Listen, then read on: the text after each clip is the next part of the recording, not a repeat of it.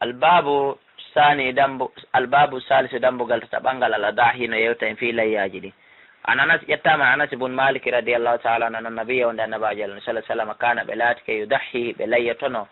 bi kabshayni tiakaji didi amla hayni mardi baado e baleho dido ka hore gite aqranayni mardi galadi wa yusamma be maka bismillah yukabbir be habbira wa yada be adari lahu koyngal mabbe ngal ala safayima e hore becce majji on sibe hirsa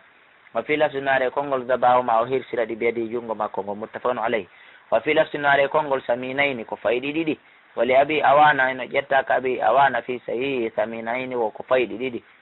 fo ko faydi awali go bil musallasati sabu ko tobbe tati den badalu sin dum ko lonto sin wa fi lafsin li muslim wa bulbe ma kan bismillah allahu akbar ndehi be hirsa layyaw walaw no dani mo min hadisi Aisha radhiyallahu ta'ala anha amara nelaado yamirno be kabshin sakade agrana marndi ngalaade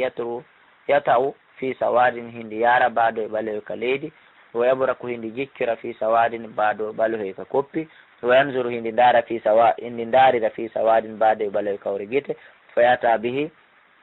fayati bi nelaado Allah addini li yadha bi fi belayni fagala be maki faqala laha wiyani be ya Aisha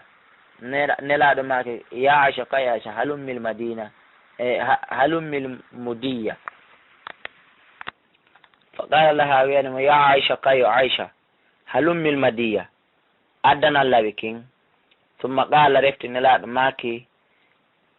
ishadiha bimana sa'irngi ilbi hajarin kaaje fa fa'alat bimana wadugol nebanda e nder wowru hayre fayande hayre sa fa fa'alat kanko nena Aisha wadi thumma akhada refti o jogiti kanyum tewngon kanko sakari ndin kanyum kanko nelaado o jogiti tewlayya on wa akhada kabusha o jogiti sakari ndin fa adja'ahu awa o wallini ni thumma daba refti hirsini thumma qala refti o ma kanko nela bismillah allahumma taqabbal min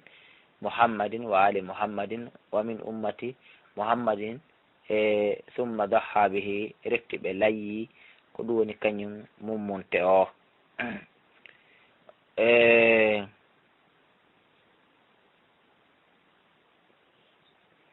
wa nabi hurairata radiyallahu ta'ala anhu qala rasulullah sallallahu man kana lahu kalamu latani ɗum satun yaajende moyen walam yudahi o jooɗi ke o jaɓa layyade sabu guddan e yorire jungo nelaɗo hino makayno adi hewtede ka juma ka iidi ɓe maka kala tawɗo marɗo yaajende do mo jaɓata ittude layya fala yagrabanna musallana taw ɓatto kamen juulata ɗo ko andigol e marɗo mo e hirsugol layya o jaɓali hara himo lundi dina kam moƴƴa wiyalimo mari bakkatu dey ɓay ko sunna kono hara himo woopi himo falji rawa ahmad ibn majah sahahul hakim lakinne sikoni rajjihal aima mofte ɗe hoore ɓe hino jiccini gayrahu koynamo waqfahu darnugol hadis o amin hadisi bun sufyan radiyallahu ta'ala anhu qala shahidtu mi tawama al adha layya on ma rasulullah ne nelaɗo falamma gada salata o ɓaw gayni julnugol makko mo binnasi yimɓe ɓen falamma gada ɓaw gayni salata o julde makko nden binnasi wondude yimɓe ɓen nazara o ndaari ila ganamin faade e dammel gaddudu bi hattugum ɗi tawi hirsama fo qal nelaɗo maki awa nani layya o nani man dabaha kala hirso qabla salati ko adi yiidi on juulede falyadbaray yo hirsito shatan dammel goma kana ha lontu ɗum so par ce que o heɓal ko wiyete ko layya o o mallam yakun kala mo laataki daba o hirsino ara falyadba yo yawnon o hirsira joni ala bismillah e inde Allah muttafaqun alayhi oɗa hawju wanil bara ibn azib radiyallahu ta'ala anhuma qala qama darike fina hakkunde amen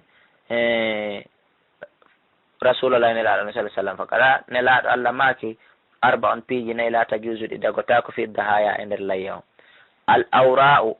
laƴaygil al bayyinu awruha ngil laƴande mum ɓangata feeñi yiɗo wara no andude laƴude ngil ɗon sellataka layya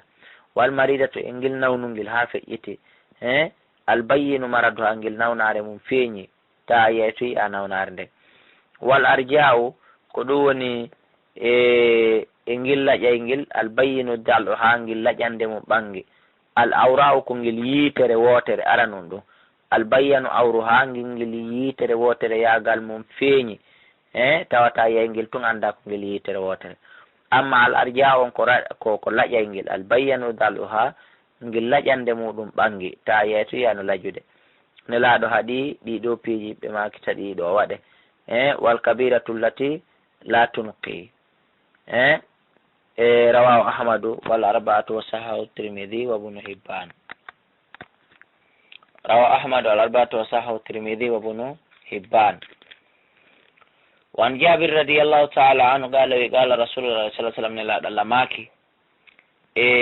لا تذبحوا وتأون هرسو لي إلا مسنة سيونا ممتويته دو سنة ɗum ko dammil timmingil hitande hino natande duuɓi ɗiɗi illa an yasura aleykum so wona sattana taw on heɓali si wona moyen ɗum few on ɗaɓɓi ha o ronki on heɓali haray ɗon ɓay nganto waɗi haray ɗon wawi sel hirsude hande kadi hay dammum kon timminal hitande kono so tawi woni na nganto jaɓinigo haray watta on hirsu ko tawata timma sinna mi mana konko timminal hitande no yahande duuɓi ɗiɗi fa tadbahu hirson hande kadi jaza'atan solkol min addani immorde ka baali rawahu muslim wa an ali radiyallahu ta'ala anhu qala amarana rasulullah sallallahu alaihi wasallam nelaɗo allah yamirimen nastashrifa al ayna ndemen yiilata ita gita ɗen wal uduna e noppi ɗin wala no dahi wata men layyo kadi bil awraa ngel yitere wotere wala muqabila wona waɗungel muqabila bimana fewtungel wala mudabira wona huccungel wala kharqa'a bimana wona horingel wala sharqa'a wona yorungel akhraja ahmadu wal arba'atu sahu tirmidhi wa ibn hibbana wal hakim yeltoɗen hadise on ali radiyallahu ta'ala an qala yamarana rasulullah sallallahu alaihi wasallam nelaɗo yamirime an nastashrifa al ayna nde men darata gite ɗe moƴƴa nde min vérifiyata gite mummunte hirseteɗo layi an wal uduna e noppi ɗin wala no dahi wata min hirsu bil awrangel yitere wotere wala muqabala wona fewtungel wala mudabara wona huccungel wala kharqa'a wona ko ɗum woni horingel wala raga wala shirqa'a wona nawnugel akhraja ahmad al arba'ata sahu tirmidhi ibn hibban wal hakim wan ali yettama e ali ibn abi talib radiyallahu ta'ala qala amarani rasulullah sallallahu alaihi wasallam nelaɗo la yamirila ana ɓuma nde mi daranto ala buduni hirsangol mo ngeloba makko layyamba simi hirsi kadi wan aqsima luhumaha e ndem immoto kadi mi senda tew mum ngun wa juludiha e guri mum ngil wa jalaliha ko ɗum woni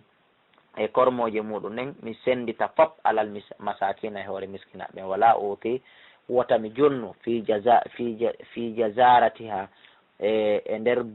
huttuɓe ngil ɗon buuseɓe maggel ɗon min ha immorde e tew maggel on cheyna hewde muttafanu alay ko andi gollen sa ƴetti huttowo haray o mara geɓal hunde e tewu layya maɗa o sa kala ko yoɓatamo kon e golle makko ɗen ko ya ƴawno mbuuɗi ma siko tew ko ya soodo e wongugo tew hay kuccum ittatake ɗon mo jeeya noon e heɓoɓe layya on so tawi woni ko jeeyaɗo e duwaɓe ñamude layya kono noon koye taw hara wona joddindin noon en faami e ande golle no selli kanela goɗɗo yo hirsane o hutta o senda tew ngu fof kadi no hani wan jabir ibn abdullah radiyallahu ta'ala anhu ma qala wina harna min borino ma rasulullah nelaɗo sallallahu alaihi wasallam amal hudaybi kahitande hudaybi albuɗuna ngeloba an sabatin ga yimɓe jeeɗɗo wal bagara so nagge an sabatin fi yimɓe jeeɗɗo mi mana ka sulul hudaybi yimɓe jeeɗiɗo kafuno nagge yimɓe jeeɗiɗo kafuno ngeloba rawa muslim ko andi gollen simoyen on ɗuuɗa en jeeɗiɗo ma jo ma nayo ma tato ma ɗiɗo hino wawi kafude nagge hirsa ngelayya ma ngeloba senda tengo amma dammel